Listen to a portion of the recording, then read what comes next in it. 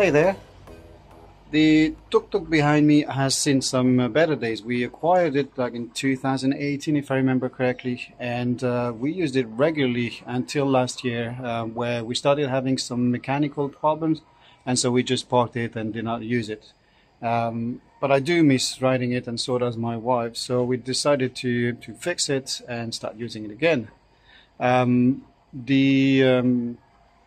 The mechanical problems were sorted out. We took it to the service center. They did a whole service on it, changed the oils, transmission oil, engine oil, cleaned the air filter, checked the brake pads. They also changed the brake fluid tank there, changed the clutch cable.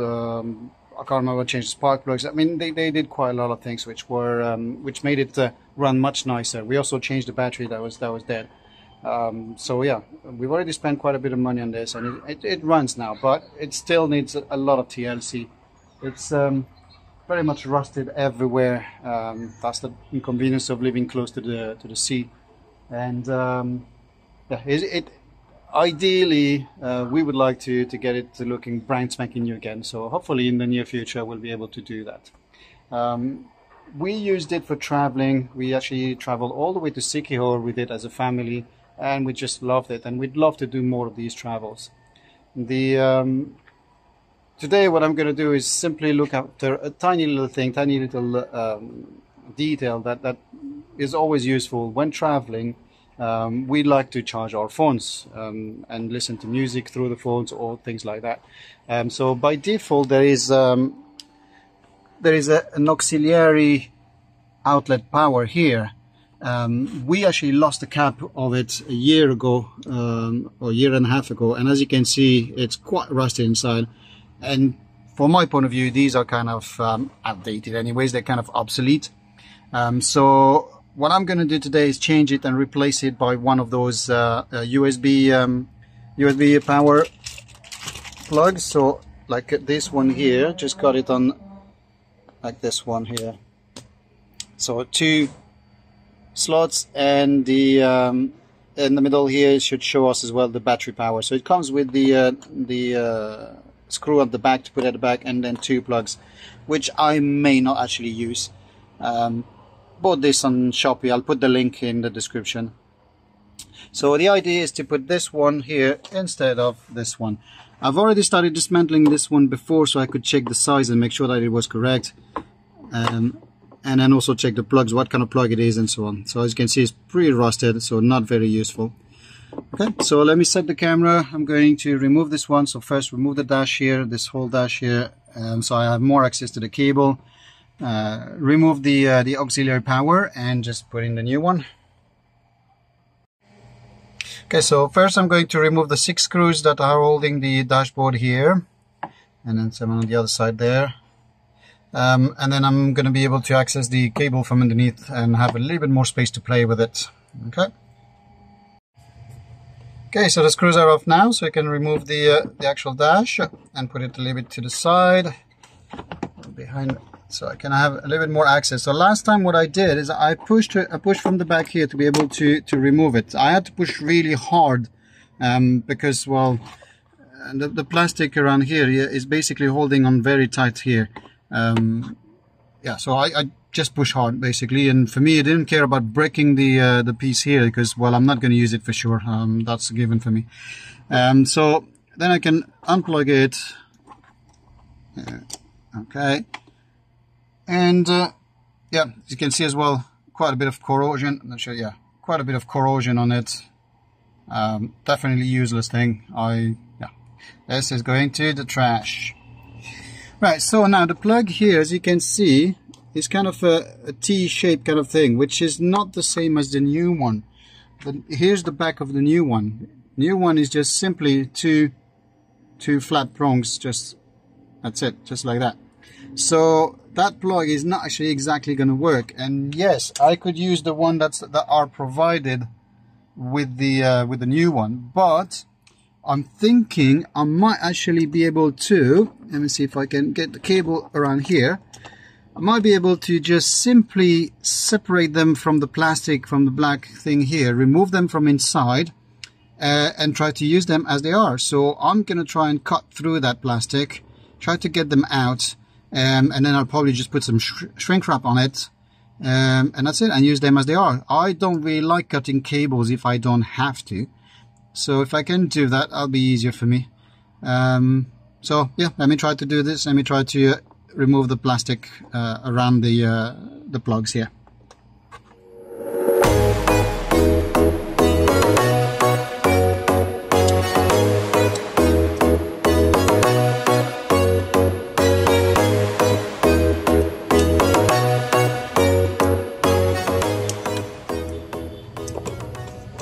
Okay, here's one out.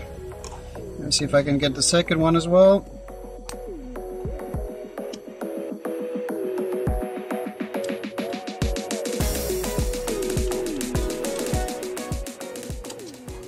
Is that coming off? Nope, not yet.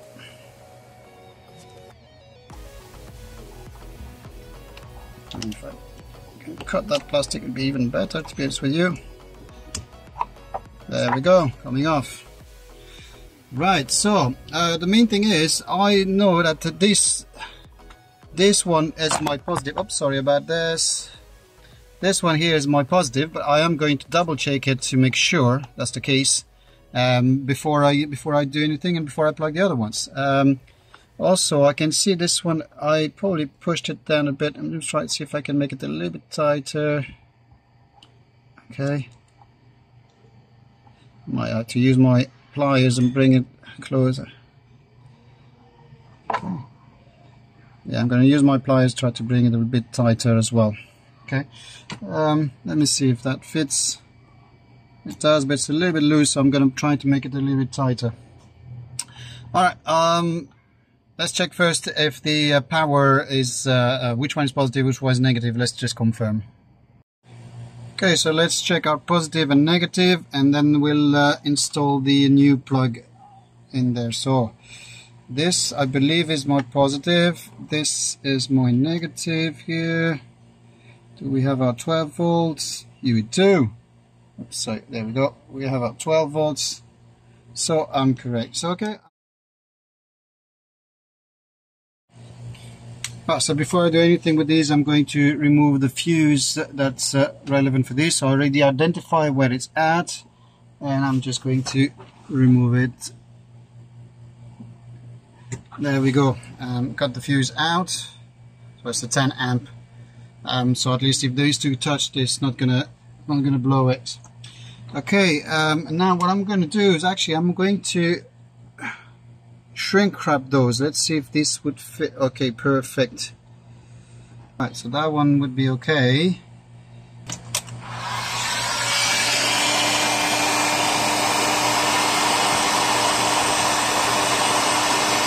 Okay. A little bit too hot.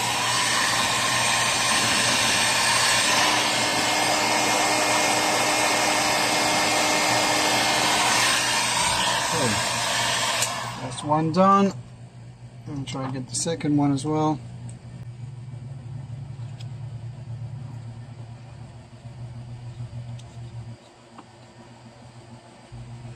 I can still identify because I can still see the cables beneath. I can still see which one is what. Okay, so I've got my 2-piece shrink wrap now, so I can now install the actual piece here. First thing is I need to put that closing ring around these. Okay, and then pass those cables into the hole here. Sorry for the hair, but there we go. These are the piece here. Okay. And then, so my positive is this one here, negative here. So, positive, as you can see, I'm not sure if you can see it. It says negative and positive here. So my positive being the one at the bottom here is the one that's going to go on this one here. Just like that. And then my negative obviously on the other one. Just like that. Right, now I actually want to put it this way, just like this. There we go. Right, so now I just need to reach behind and screw it so that it doesn't come off. Alright, I'll catch you back when I'm done tightening it at the back. Alright, so this is now installed, screws is tight at the back. I guess I'm just going to put the fuse back in and see, moment of truth, see what happened. Hey, there we go, look at that. We actually have our voltage. Battery voltage 12.2, blue screen, blue color, the same way, the exact color I asked for.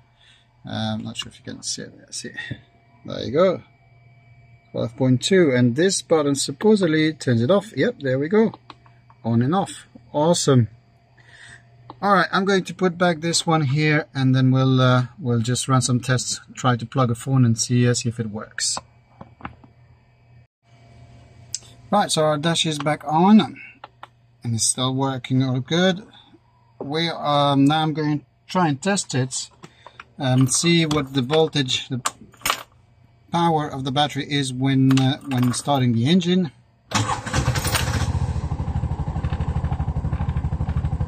Okay, not sure if I can see it. 13.9.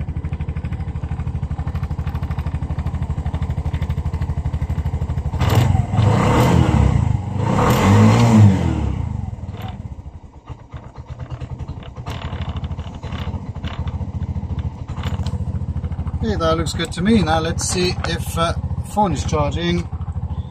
So if I plug. So these are quick charge, and it's supposed to be 18 watts. So phone should be charging quickly. Let's see if that actually works. Phone is plugged in, and it does say quick charge on it. I'm not sure if you can see it, but it does say quick charge. So it is actually working. Awesome. Alright, that's it for the installation of this USB auxiliary power. Next video what I will try to do is to install a turn signal buzzer. Sorry. This is something that has been bugging me every now and then. I always forget to remove my indicators, and next thing I know is like, okay, it's been going on for 2-3 minutes. So having a buzzer to remind me that it's on is the right thing for me to do. I have almost all the parts already. I'll do the installation as soon as I get everything. Alright, see you in the next video. Cheers.